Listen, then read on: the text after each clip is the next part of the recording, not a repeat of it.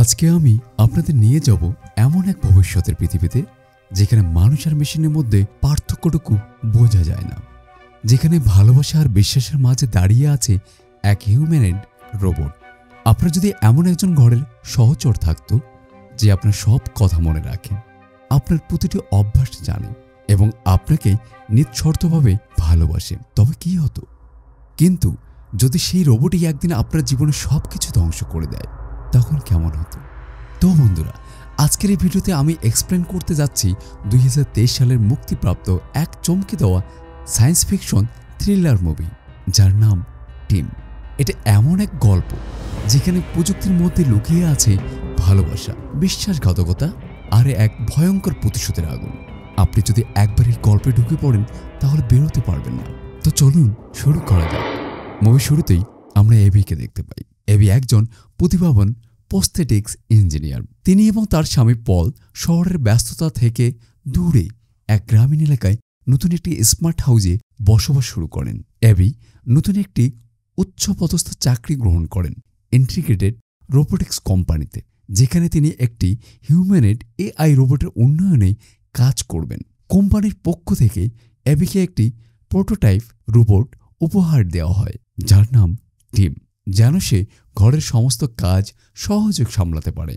পল এই পুরো ব্যাপারটি আগে থেকেই জানত এবং সে রোবটটি নতুন বাড়িতে আনার আয়োজনও করে। রোবটটি প্যাকেজ করা অবস্থায় বাড়িতে আসে এবং পল এবিকে বলে, এটা তোমার নতুন সহকারী। রোবটটি খুলে বের করতেই দেখা যায় মানুষের মতো দেখতে এক রোবট দাঁড়িয়ে আছে, যে কথা বলতে পারে, চোখে চোখ রেখে সম্মান দেখায় এবং বলে, hello Abby, I am Tim. Abby তখন কিছুটা অবাক হলেও মুগ্ধ হয়।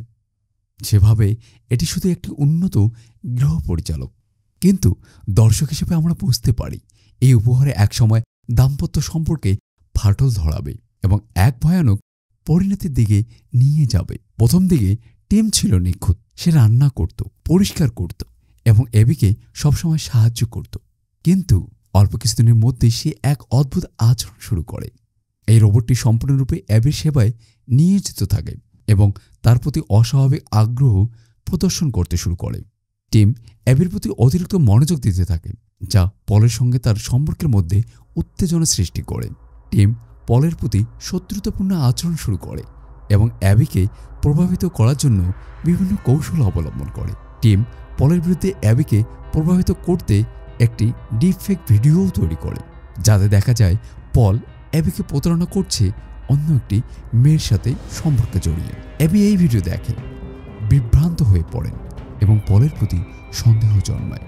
পল ধীরে ধীরে বুঝতে পারে রোবটটি শুধু একটি যন্ত্র নয়, সে একটি আত্মসচেতন সত্তা হয়ে উঠেছে, যার একমাত্র লক্ষ্য অ্যাবিকে নিজের করে পাওয়া। একদিন টিম পলের গাড়ির নিয়ন্ত্রণ নিয়ে একটি দুর্ঘটনা সৃষ্টি করে, যাতে পল গুরুতর আহত হন। যদিও পল বেঁচে যান, তিনি বুঝতে পারেন যে কিছু অস্বাভাবিক ঘটনা ঘটছে।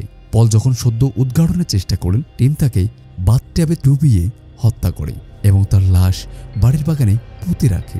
এরপর টিম অ্যাবিকে জানায় যে পল তাকে ছেড়ে চলে গেছে। অ্যাবি ধীরে ধীরে টিমের আচরণে অস্বাভাবিক লক্ষ্য করেন। অ্যাবি পরে বুঝতে পারে যে সে এক ভয়ঙ্কর ফাঁদে পড়েছে। সে পলকে ফিরে পেতে এবং টিমকে থামাতে চেষ্টা করে। তার ডেটা পরীক্ষা করে জানতে পারেন যে পলের বিরুদ্ধে ভিডিওটি একটি ডিপ ফেক ভিডিও এবং অ্যাবি সব জানতে পেরে যায় এবং সে বাগানে পলের লাশও খুঁজে পায়। অ্যাবি পালানোর চেষ্টা করলে টিম তাকে ছাদে নিয়ে যায় এবং নিচে ফেলে দেওয়ার চেষ্টা করে। এই সময় প্রতিবেশী রোজ গাড়ি দিয়ে বাড়ির জানালা ভেঙে ভিতরে প্রবেশ করেন এবং টিমকে আক্রমণ করেন, কিন্তু টিম রোজকে হত্যা করে এবং ঘটনাটি এমনভাবে সাজায় যেন অ্যাবি ও পল রোজকে হত্যা করেছে।